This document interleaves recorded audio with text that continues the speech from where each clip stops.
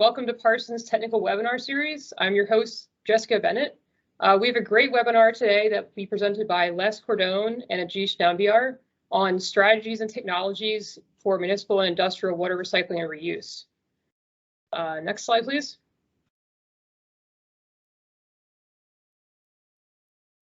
Just a few housekeeping items. We'll keep all phone lines muted until the end for the Q&A. If you have any questions throughout the webinar, you can submit them in the chat box, and we'll answer them at the end. And again, please, when asking a question, please include your name and affiliation. This webinar has been approved for one PDH credit. Please refer to your own state board requirements for whether or not self-reported activities can be accepted. If you would like to get an attendance certificate, you can download the attendance form and complete that and return it to us. If you're not able to download that form, please send us an email and we'll provide it. And finally, this webinar is being recorded and will be available very soon on our YouTube channel.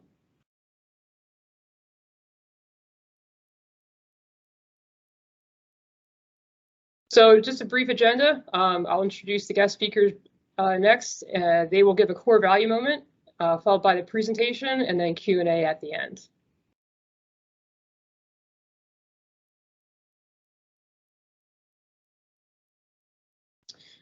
So Les Cordone is the Vice President and Manager of Parsons Industrial Water and Wastewater Treatment Practice. He has over 35 years of experience, and he specializes in industrial wastewater, groundwater, and leachate treatment systems with projects around the world. He's also a professional engineer registered in New York. Ajish Nambiar has over 17 years of experience and again specializes in industrial and municipal water and wastewater treatment projects, as well as water reuse. And he is a professional engineer in Texas, California. He's also a lead AP and Envision professional.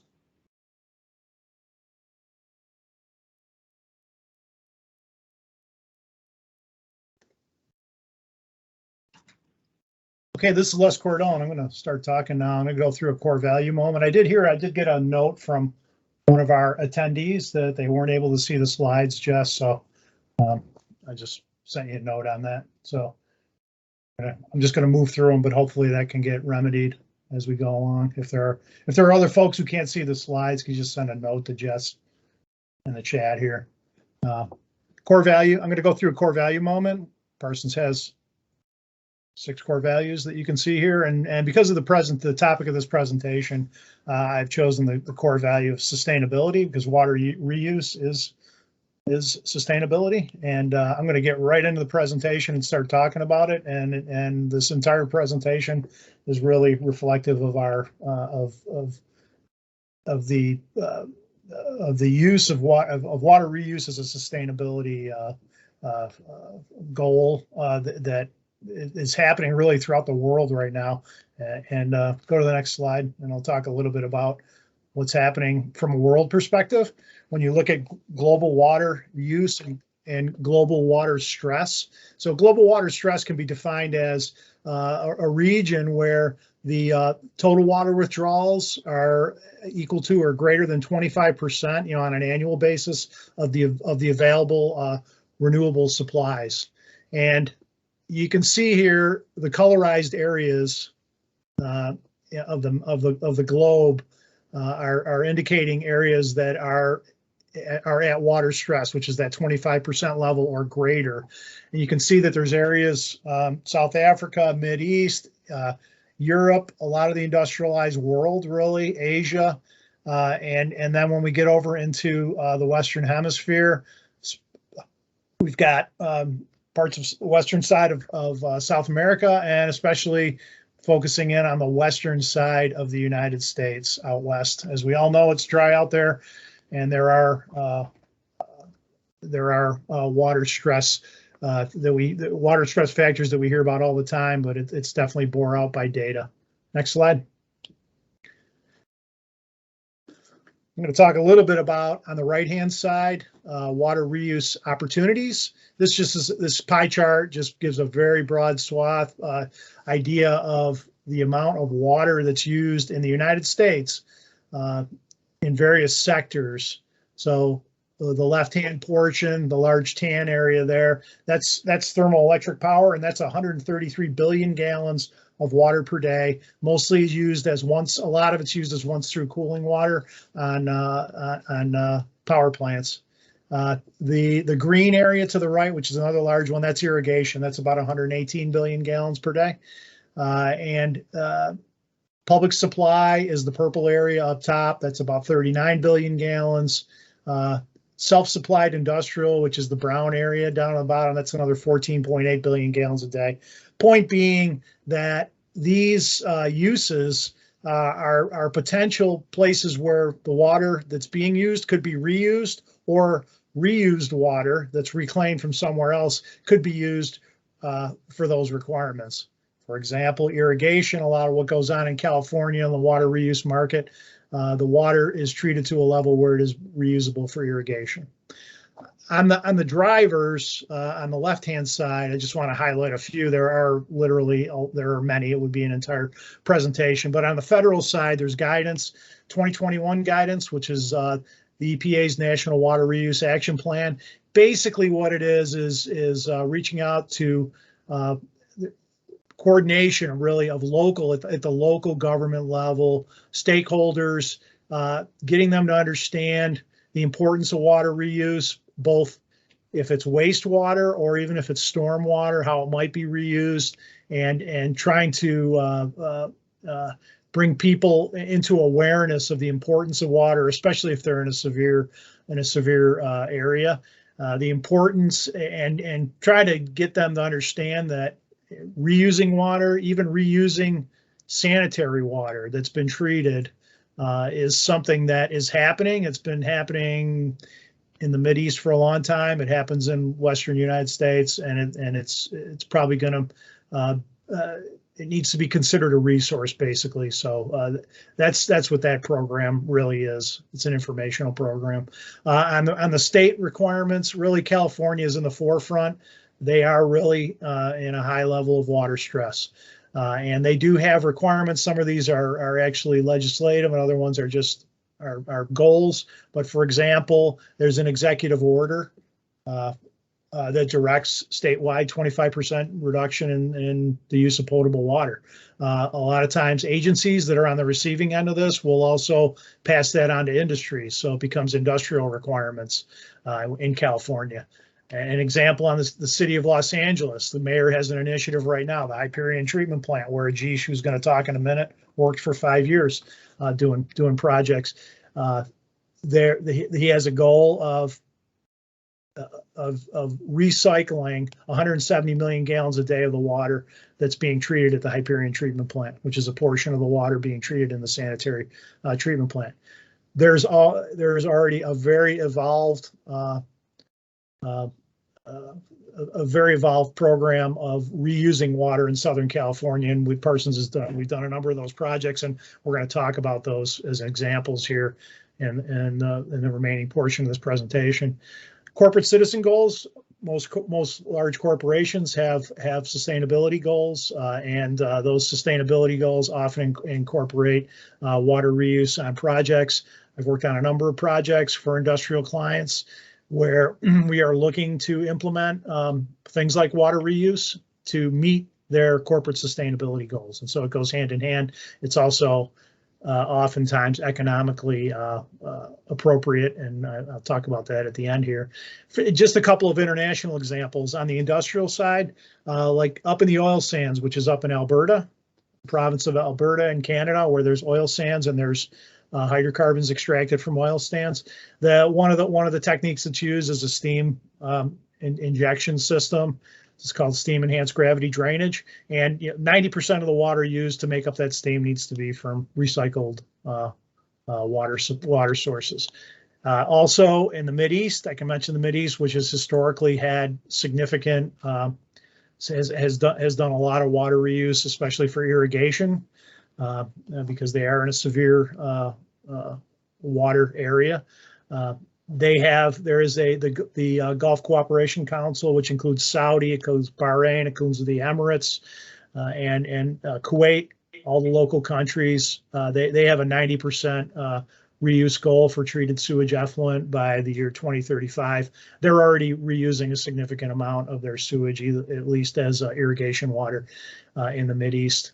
And then economics plays a big role. When water gets scarce, water gets expensive, and so it can help drive decisions that are made on projects, especially at the industrial level. It becomes part of the payback equation. The cost of water, if I can put in a technology that takes care of a contaminant, and then implementing that technology will also allow me to reuse the water. That all works into the payback, and some of the projects that we talk about here in a few minutes, we'll talk about that. One of the things on economics associated with treatment of sanitary water to drinking water standards really is it works out economically if the alternatives to treat seawater, because seawater costs much more money because of the high total dissolved solids. It costs much more money to operate like an RO system to remove that TDS, whereas if you started with basically a freshwater supply, which could be treated sanitary effluent, it's cheaper. We go to the next slide. On the trends, overall trends. So what's happened over the past really 10 to 20 years is there have been advancements, really significant advancements in treatment processes that have allowed practicability of water reuse to kind of come into the forefront. Both the increase in demand for water, but then also the advancement in these technologies. And some of those technologies, a lot of them center around advancements in membrane processes. One technology is a big thing is a membrane bioreactor, basically where you have a conventional activated sludge process, but instead of separating the solids in a clarifier, gravity clarifier, you use a membrane separation process, and Ajish is going to talk in a little bit more detail about that. There's been improvements in disinfection, and on the kind of the tubular membrane side, there's been improvements in ultrafiltration and reverse osmosis. Some of the technologies associated with a membrane bioreactor also apply to the ultrafiltration. The development of hollow fiber membranes are very resilient, and they're used both in membrane bioreactors and in ultrafiltration steps. On the reverse osmosis front, there has been advances in RO efficiencies, and then also they're looking at different types of membranes like ceramic membranes. One of the big deals you get into when you try to put an RO unit on the back end of a biological treatment process is you start to get into biocontamination. One of the problems with the current membranes, which are polymeric, you can't really hit them with chlorine or oxidants. It degrades them. The old school membranes, which were made out of cellulose, used to be able to. But now we're looking at ceramic membranes, which you would be able to disinfect. So these are kind of advancements in technology. And then there's been advancements on polishing, especially when you're talking about drinking water applications. Residual TOC, which can contain things like emerging contaminants, pharmaceuticals, et cetera. You really want to be able to ensure that you can polish that. And there's been advances in things like ozone chemical oxidation. I'll talk to you a little bit, a couple projects where we're using that. And then the combination of ozone and biological activated carbon. So what is the water that's being reused? You know, what can it be reused for? Well, first of all, I'm not talking about very basic treatment, which like things there's very basic treatments you can do if you need rinse waters within an industrial setting, just like filtration and reuse the water. I'm talking about more advanced treatment technologies that can take things all the way to non-potable domestic use. You can get water to a level where you can use it as cooling tower makeup or even boiler feed makeup in an industrial facility. Certainly irrigation, that's a big part of what goes on in California with the municipal water reuse. You can inject the water for seawater intrusion blocking, which is being done in California. And then there's indirect potable reuse, which basically means you can put it in an aquifer and then drink the water later. Or direct potable reuse is on the table in California. There's regulations around it. Basically, that means that the water would be treated to a level where it would go directly into a water treatment facility for drinkable water. Now, Ajish is going to talk about a little bit more detail of the basic technologies that have evolved here. Thanks, Les. The next few slides will look at some of the typical technologies employed for water recycling and reuse. This will be a very high level view, as each of these slides will need a presentation of its own.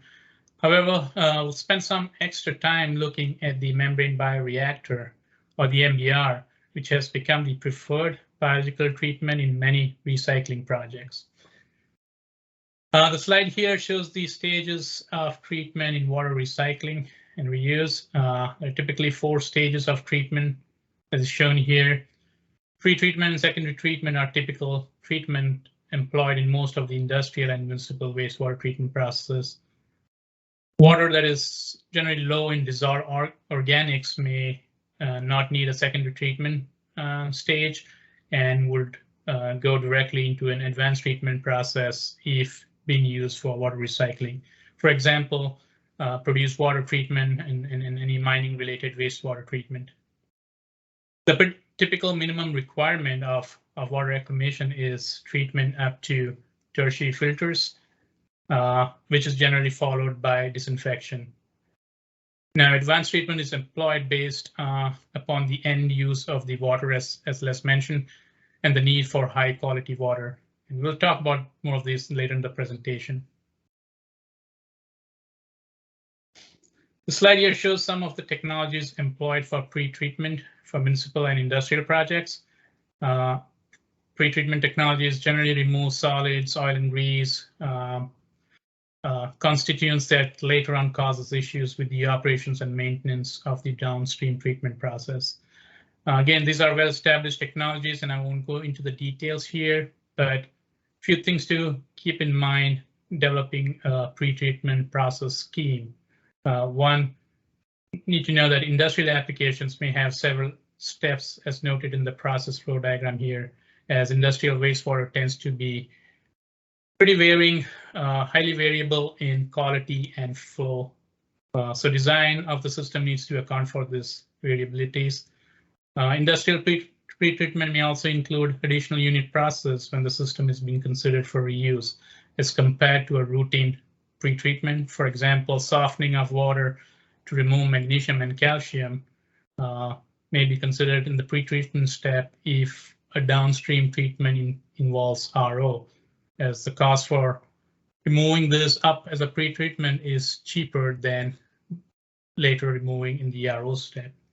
Similarly, fine screening is necessary while considering MBR for a secondary treatment process. MBR manufacturers typically require fine screening with 1 mm or 2 mm screens before the secondary system to maintain their warranty. The picture on the right top is a fine screening facility for a rotating drum screening facility at 30 mgd membrane bioreactor that Parsons recently designed and is currently in construction. The picture on the bottom is a primary clarifier for the same project. Secondary treatment. So secondary treatment is utilized for organic treatment or POD/COD removal and biological nutrient removal from wastewater. Secondary treatment includes biological treatment, shown here, typically using a process called activated sludge process. Example of activated sludge systems are conventional activated sludge system and an MBR system, which are typically employed for biological treatment. These are 2 technologies among several other biological technologies that are used worldwide. As I noted earlier, MBRs have seen an increase in the number of installations and applications over the last decade and a half, and has become the core of many recycle reuse projects in the United States and globally. There are several benefits using an MBR system. As you see in the process flow diagram, an MBR system combines 3 unit processes into a single compact process, which means the need for space is less, and it's a big plus for industrial applications as well as large cities where real estate is premium. MBRs can be also operated at a high mixed liquor solids concentration. It's a biological treatment or design parameter, which essentially means that an existing bioreactor can be retrofitted to increase treatment flow capacity when an MBR technology is used. For example, Parsons currently designing a project or currently designed a project that is the upgrade of a treatment capacity of a 15 mgd conventional activated sludge system to a 30 mgd MBR system using the same aeration basins.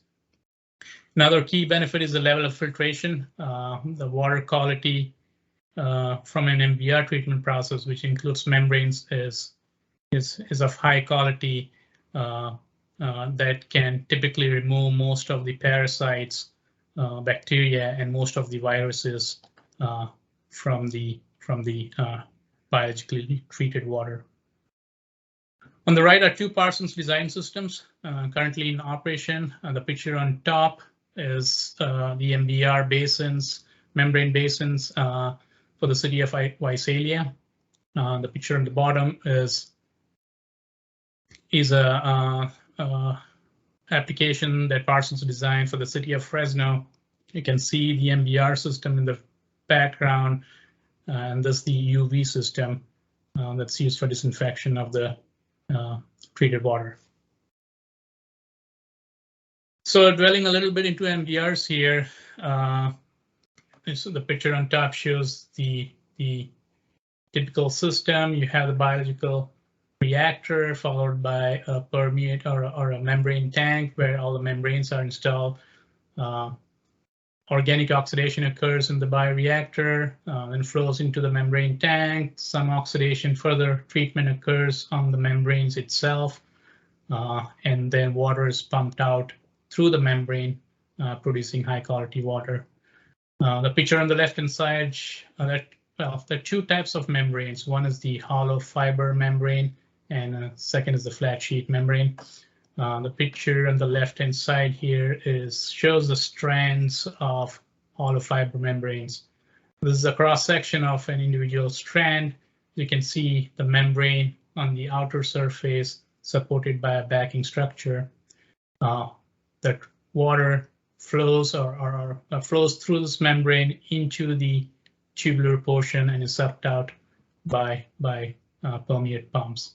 The strands are arranged in modules, and the modules are then arranged in a cassette, which is immersed in the membrane tanks. The picture on the right is the flat sheet membrane. This is again a different arrangement. You have two sheets of membrane that is separated with a spacer in between.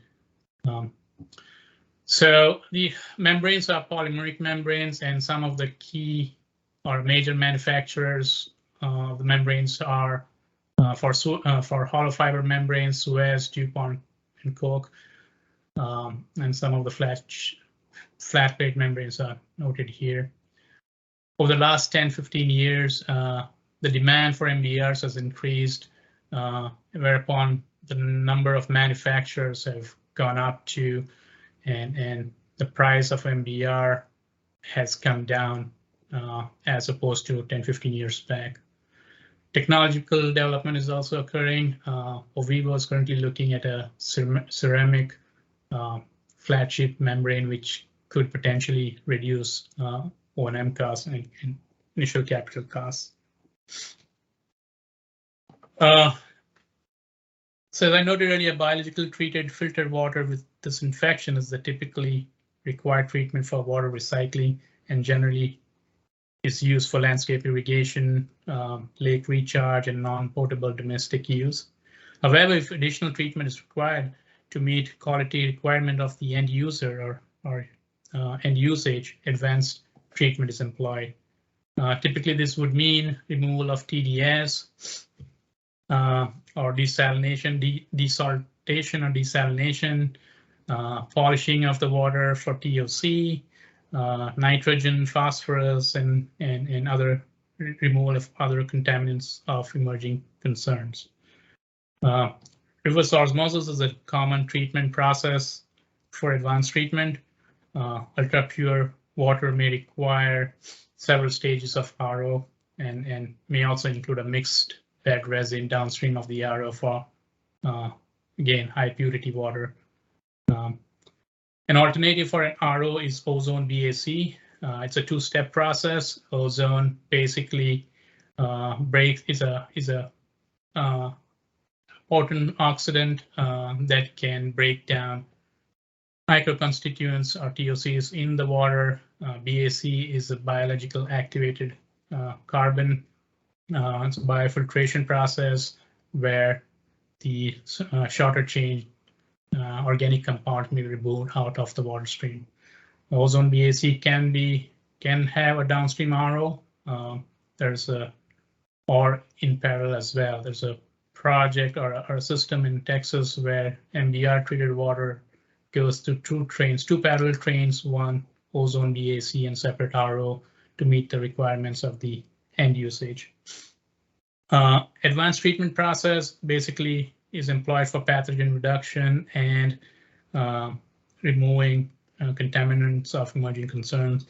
NDMA is one major component that's being looked at, a concern in some of the treatment processes.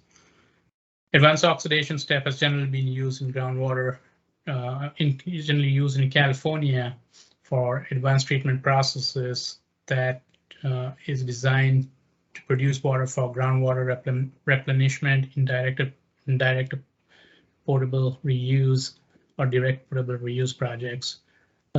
Again, advanced oxidation process typically includes UV peroxide, UV chlorine, and ozone peroxide. Well, so as you see, there are several advanced oxidation treatment processes, and one could employ one or several of these technologies to meet the final spec of the water. And we'll look at some of those technologies, how some of these technologies have been implemented on some of Parsons' project in this presentation. So Les will now present some of the Parsons design industrial projects. There you go, Les.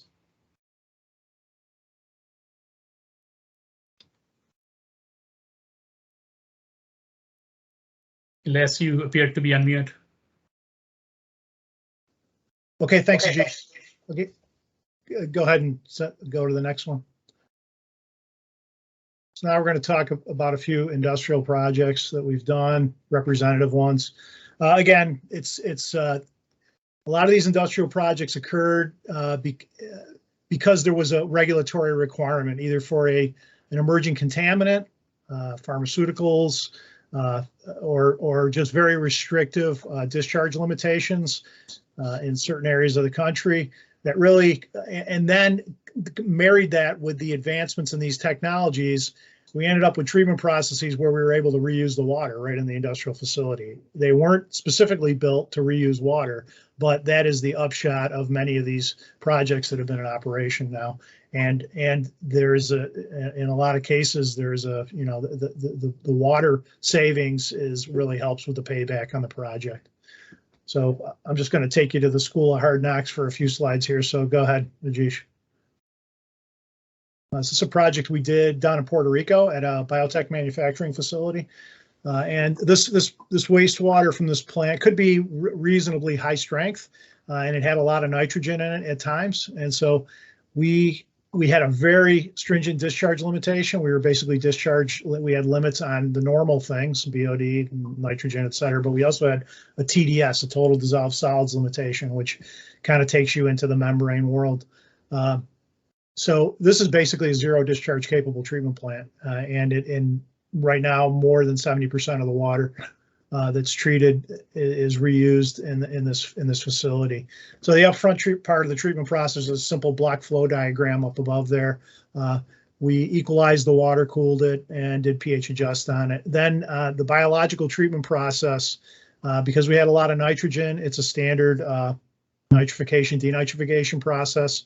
Suspended growth, we're going after nitrification, and then we're denitrifying in the anoxic zone. But it was a membrane bioreactor, and in this case, we chose a Kubota type flat sheet system, and then the permeate from that membrane bioreactor went to an RO, and the reject. Then we have two-stage RO. The reject from that RO.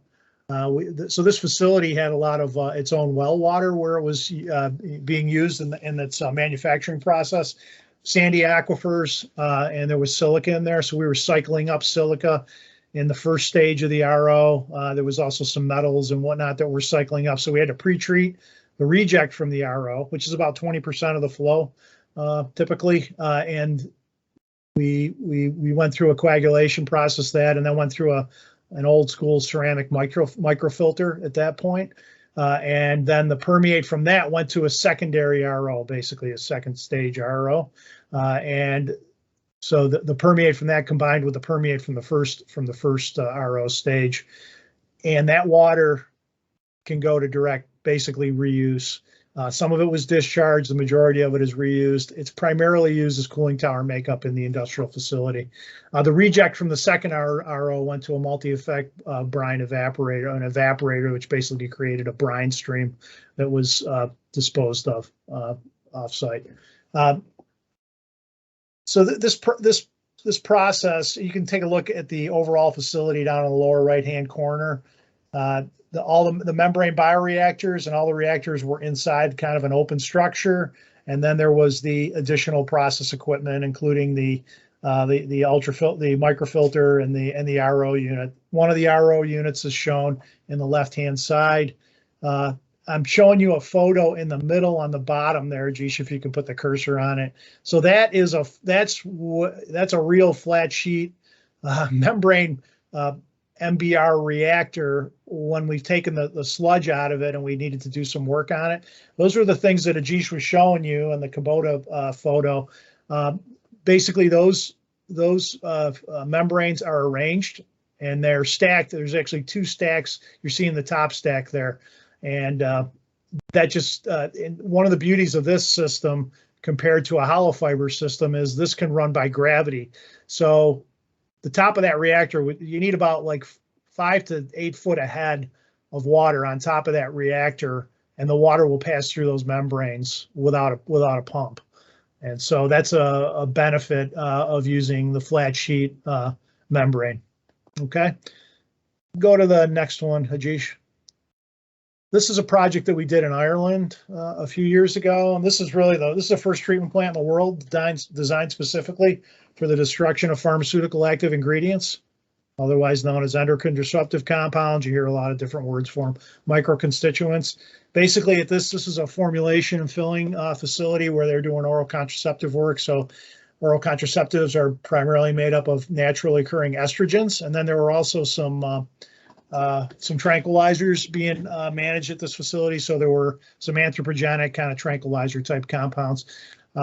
The Irish EPA had actually regulated those specific compounds as limits, which I'd never seen before, and it still doesn't really exist in the States. So the active ingredients actually had discharge limits on them. So they actually we needed to figure out how to treat the actual active ingredients, which hadn't really been done before anywhere. So we had to figure out how to treat them, and we went through a number of bench and pilot scale work. We ended up with a process that involved biological treatment. One of the things about estrogen destruction is the biodegradation works really well in a nitrifying biomass, and it just so happened that this wastewater also received sanitary water from the facility, and so it had an excess of nitrogen. So we put in an aerobic treatment process that could nitrify, and we got very good estrogen destruction. There's a whole bunch of different estrogen compounds. That's a whole another presentation. But in this case, we went with now it would be Suez hollow fiber membrane membrane bioreactor. Picture on the left shows the actual concrete aeration basins in the background, and then the membranes are housed in those steel reactors. In this case, we made the reactors out of metal, and so the membranes. Ajish had shown you photos of the hollow fiber. Looks like spaghetti would be hanging in cassettes in those, and that's a duty standby arrangement. So the permeate from that then was contacted with Ozone to polish some extraneous constituents that weren't necessarily being degraded biologically. And I'm showing you a photo in the middle there. The ozone system that we built for this, it was really containerized. We brought in various ozone generators. You can see in the back, the thing with the porthole on it is an ozone generator. And then along the side, you can see really you get an ozone-rich gas then that is injected into the water that you're treating in a recycle loop through a Venturi injector. Okay, and so there were several of these, and that's how we got the ozone in the water. The client was interested in designing the thing such that if the biological treatment process had an interruption, the ozone system could actually take up the slack. And so it was a pretty big ozone system for the flow that we were treating, and we actually had to inject the ozone under pressure. We were at about 4 bar, like 60 psi, and the reactor, the ozone contact reactor, is located on the right. You can see that on the right, and that was all under pressure. It was a little bit tricky after the contactor when you had to let it down to atmospheric, et cetera. So that's that process. It's the first of its kind in the world, and it's running very well. Independent folks came in and certified like 4.9 destruction on these active ingredients in this process. Go to the next one, Ajish. This is a project that is operating in the Central Valley of California, where there's some very old and ancient oil fields that are still in operation. When you are doing upstream work in an oil field, you often need water, flood water, it's referred to as, to enhance the removal of oil from the ground, of the crude. And in these old oil fields, you need a lot of water. You need about 4 to 6 barrels of water to get 1 barrel of oil. Well, the water ends up coming back out at some point, and that's referred to as produced water. And that water typically has a lot of oil and grease in it, but it has a lot of total dissolved solids and various other constituents in it. This is a first treatment plant. We worked with a vendor on this one. It was Veolia at the time, and it still is Veolia. On this treatment process, this would be the first one where we were actually in California and probably in the United States, where this water was being reclaimed to a very high level to be able to be reused as flood water and or be used in utilities on the site. And the treatment process in a block flow diagram is shown below. First step is we're going with dissolved air flotation just to remove free oil and grease, and then a black walnut shell filter for absorption of additional extraneous and some emulsified oils.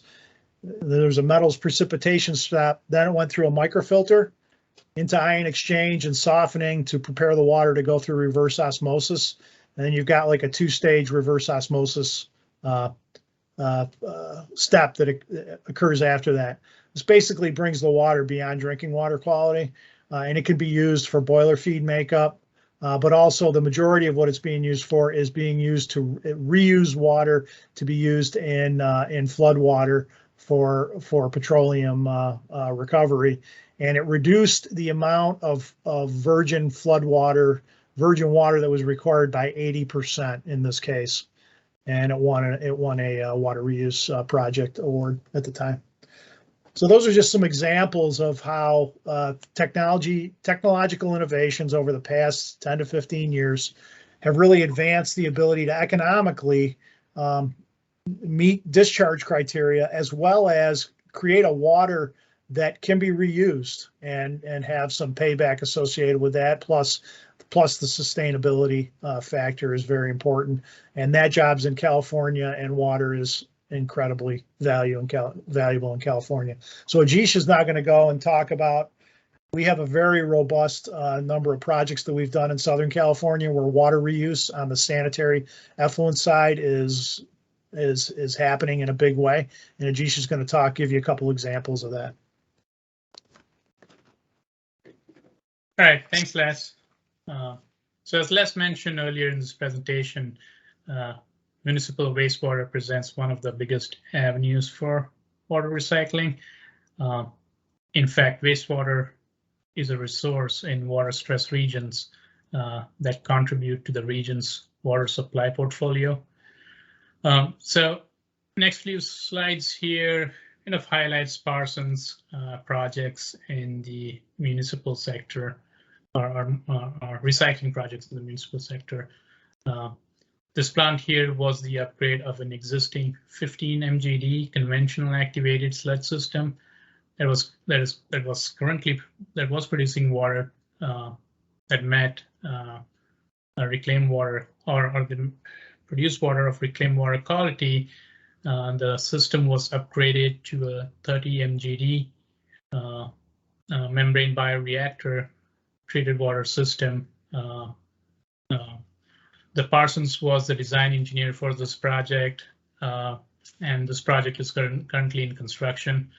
The client is an Inland Empire utility agency. So the upgrade of this project included upfront upgrades to its pre-treatment system, new screens, quick tanks, and primary clarifiers were constructed or is being constructed for this upgrade. Existing bioreactors were retrofitted for MBR treatment, for biological treatment process. The picture in the bottom here shows the new membrane tanks. This is the new where the new MBRs will be located or installed. Secondary treatment included BOD removal, ammonia, and total inorganic nitrogen removal to meet the permit requirements. Secondary treated effluent will be disinfected using existing chlorine disinfection basins. The disinfection basin was existing and the design includes a UV disinfection system for future installation, but however, in the near future, the client will be using chlorine disinfection technology. So what happens to the water? Most of the water is sent or tied back into Inland Empire's recycled water distribution system. This distribution system caters to landscape consumers or customers that use for landscape irrigation, industrial cooling process, and non-potable domestic water use. Any water that is not used by the systems are discharged into Chino Creek, which then flows into Santa Ana River.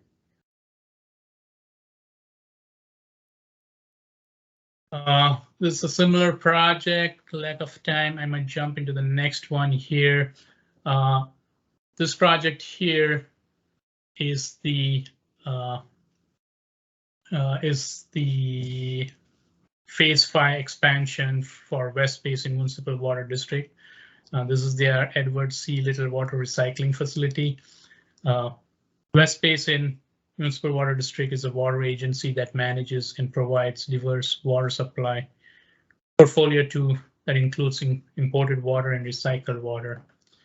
Now this treatment plant is unique in the sense this treatment plant produces custom-made recycled water that meets some of the unique needs of its customers who are municipal, commercial, and industrial customers.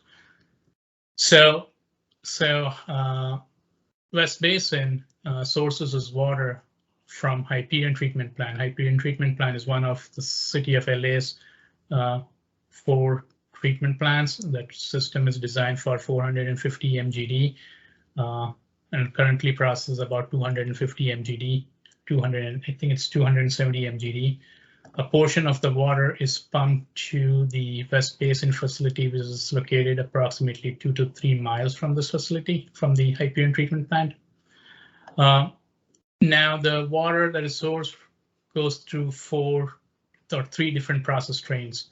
One train, which is the tertiary water train, includes high-rate clarification, media filtration, followed by disinfection.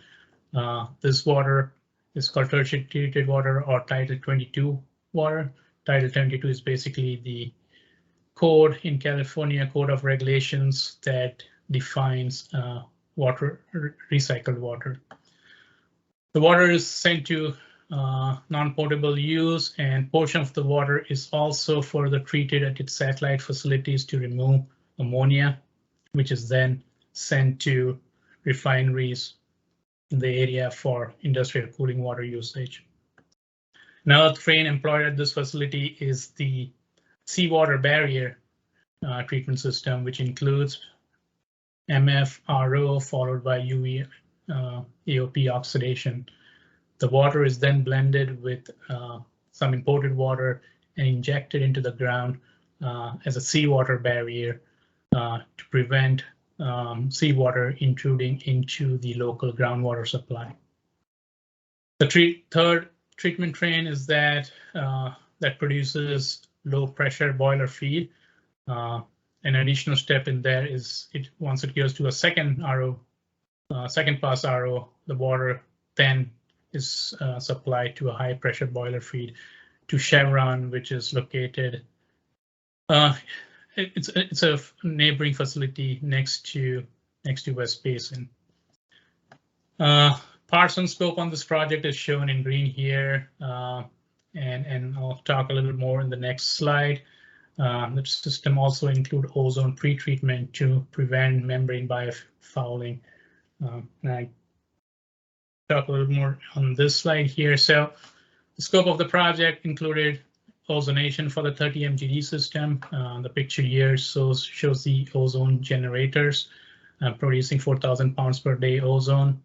The picture on the right is the side stream injection system that introduces the ozone into the incoming water. This is the main line coming into the plant.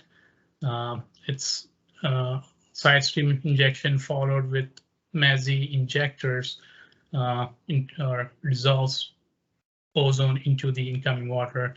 And the efficiency or the transfer efficiency for ozone over here was about 90 to 95%, pretty high compared to conventional ozone dissolution systems. The scope also included installing about 7.5 MGD microfiltration system. There was a 5 MGD RO system, as is shown in this background on the picture here, and 5 MGD UV system shown here. This project also received Parsons was the design builder for this project, and this project received Regional Design Build Award in 2014, I think. Finally, the project here is a Parsons project in the Middle East. As you know, Middle East is a heavily water stressed region in the world, and highly evolved technologies like desalination have been employed in the region for decades now, and water reuse is not uncommon here. The project here was the upgrade of the Sulibia water recycling plant. The plant is a 158 MGD conventionally and treats wastewater through biological treatment. The upgrade of this work included designing and installing 68 MGD treatment capacity to produce water reuse quality water. Parsons was the owner's engineers for this project, and the process flow diagram here shows the schematic employed for the treatment of this project. Conventional activated sludge or biologically treated water went through tertiary filters, which then got polished through ultrafilters before going into reverse osmosis, and then was chlorinated before being distributed. Primary purpose of this water was landscape irrigation and agriculture.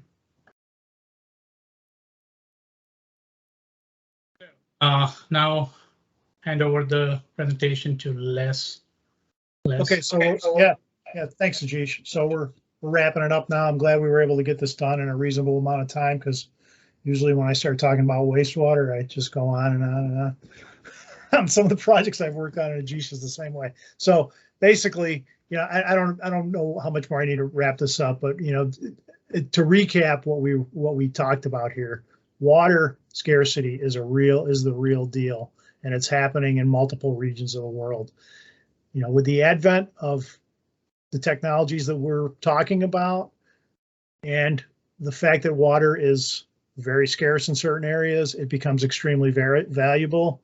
So the use of these technologies is happening in many places in the world, and mindsets of people are changing and probably going to have to change in certain areas regarding the whole concept of, sanitary wastewater being a resource versus just something that you don't want to think about anymore, which is the way a lot of us think about it. Sanitary wastewater is a resource because it represents a valuable pool of low TDS water that can be treated to very high levels with the technologies that we have and can be reused in many ways. On the industrial side, based on our experience right on the bottom there, we've done a number of these facilities both on the industrial and municipal side, and I'm confident to tell you that these technologies have evolved and they're very reliable and very resilient, especially the membranes that we were showing in the membrane bioreactor. That's a really difficult environment for a membrane to continue to operate day in, day out. And a lot of these facilities that we put in even over 10 years ago now, the same membranes are being used and they work really well. It's a really good product. And so it enables, it's just one link in the chain, but it enables that water to be potentially reused once or twice, which can significantly have a big impact on areas, especially areas of the water world and in the United States where we're under water stress.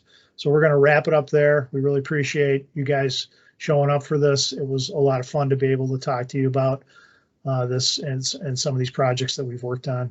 So we'll take some. Jess will pick it up here, but we're going to take some questions if anyone's got them. I just was typing my butt off answering questions on the chat too. So while Jeesh was talking.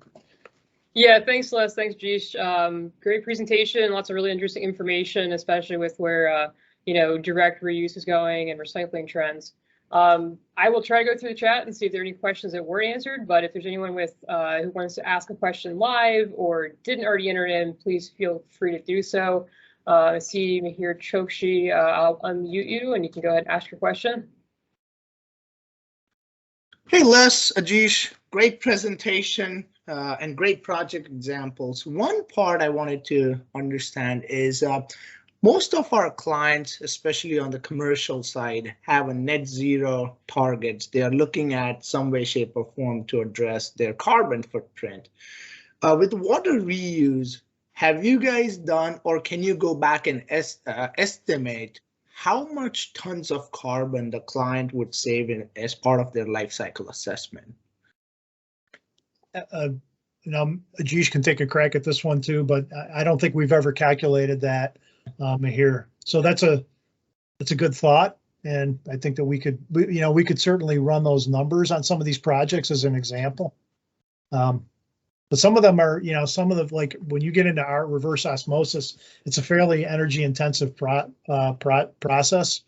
So we'd have to look at that, And a follow-up question, Les, then if everything being equal, or is a technology being selected, if you consider carbon footprint at all, would you change from reverse osmosis to another process if one is very energy intensive versus others not? Well, certainly, yeah, you would, but for when you get to the point where you have to use reverse osmosis, there's usually not much else on the table. Understood. That is a very advanced technology that basically can remove, a chloride ion out of a water stream. And so, yeah, when you get to the point, and usually, on the industrial side, the projects where we've used it was regulatorily driven because of a limitation that they had to achieve. And then the knock-on effect is, we can reuse this water. On the municipal side, the projects Ajish was talking about that are happening in Southern California, that is the value of the water right now. If they don't do that, they're basically going to be desalinating the ocean. And it comes at a much more expensive, as I think I mentioned early on, the energy costs are significantly higher because you have to run them at a much higher pressure, those RO membranes at a much higher pressure because the total dissolved solids, on the dirty side is very high. So yeah. Great. No, great presentation, and thanks for the answers, Les. Okay, thanks, Mihir. Jim Schutz, you can go ahead and unmute yourself and ask your question. All right, thank you. Great presentation, Ajis and Les. I really like the theme about the scarcity of water and how important it is. I think it's a very important topic, and I'm happy to see Parsons' capabilities in that regard. The question I had was related to regulatory processes, and I'm wondering if you can speak to that a little bit in terms of what types of processes are required for particularly potable water, and even more specifically, is there a lot of proof with analytical chemistry to demonstrate the effectiveness of the treatment system? Ajish, you want to take that one? This is going to go, Jim. Thanks for the question. This is going to go to what's happening in California right now, and I can tell you that it is very well researched and detailed, and the requirements are definitely on the books. Ajish, do you want to? Yeah, and to add to that, I think California is coming up with a regulatory requirement for direct potable reuse and indirect potable reuse. There are systems currently that demonstration facilities right now that is validating all this technology in California. For example, the Municipal Water District in Los Angeles has been running a demonstration facility that has MBRs, ROs, and that can be optimized to design or to check out different trends and options. This facility was installed, I believe, in 2020, and over the last 2 years, they have been collecting data for the efficacy of the treatment and validation of the systems. To add to that, there is another facility in Texas that is producing water to the direct potable water. I forget the name of the facility, but it's been in operation for a few years now. All right, great. Thank you. I appreciate it. Joseph Wall, you can go ahead and unmute yourself and ask your question.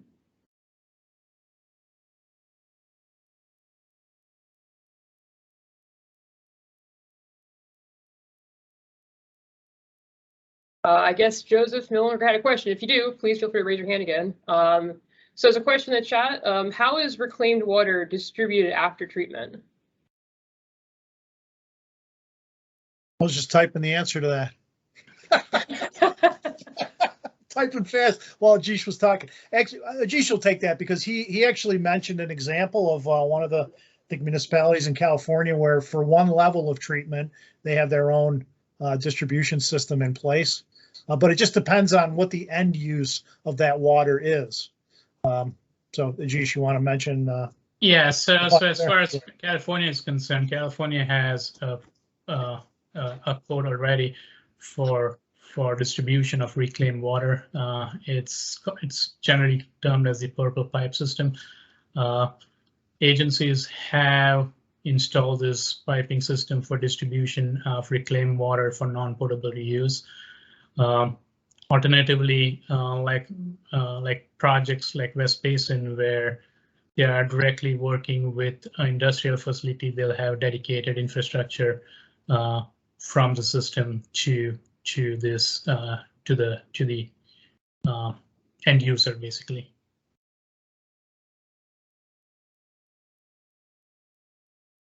Okay, great. And we got another question in the chat.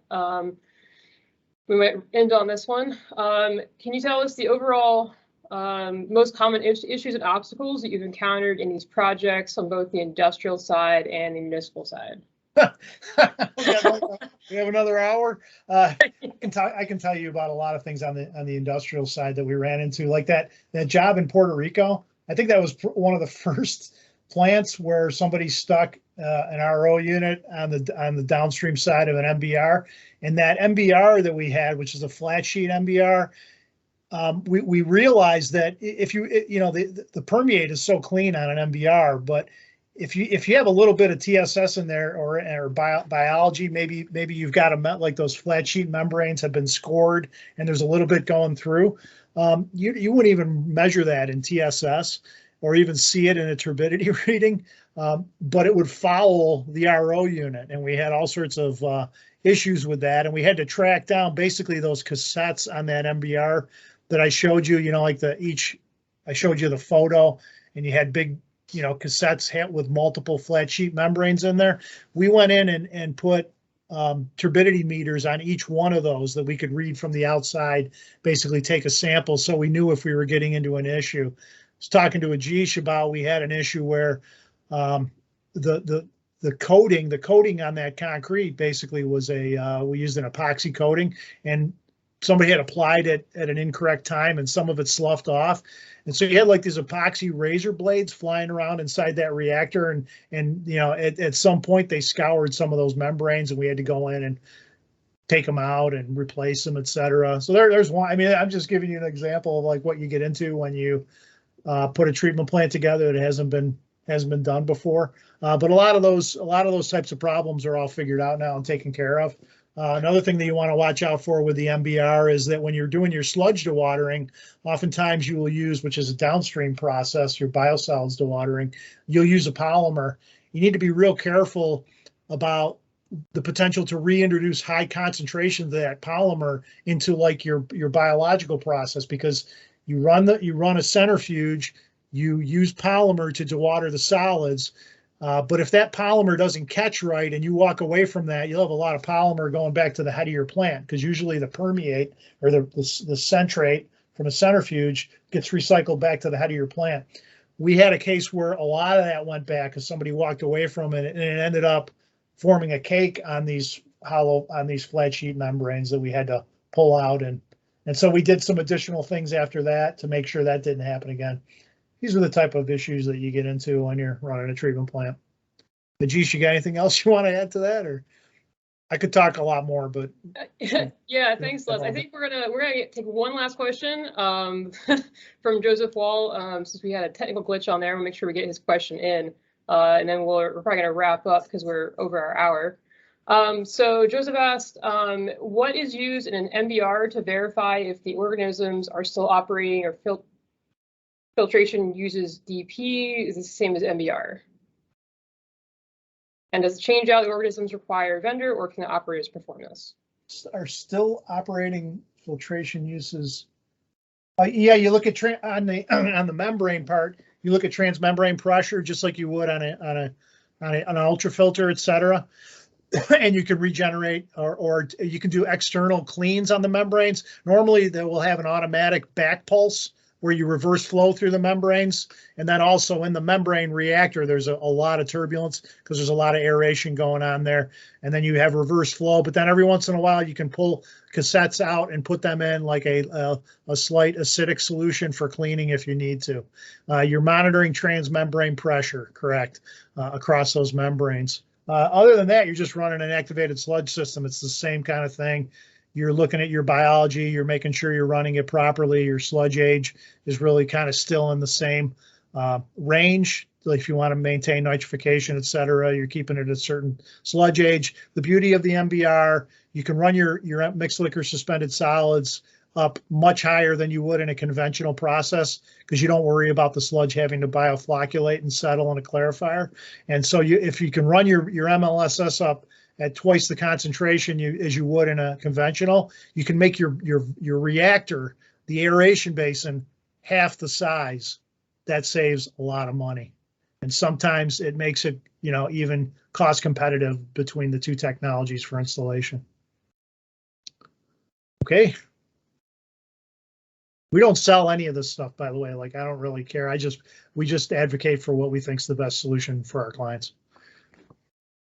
Yeah, thank you, Les. Lots of really great questions. I feel like we could probably spend the rest of the day. There's so much interesting technology and experience to discuss. So the form for PDH credit has been posted in the chat. So hopefully everyone has been able to download that. If not, and you want to get credit for attending today, please send an email to us and we will get that to you. If you go to the next slide, Ajish.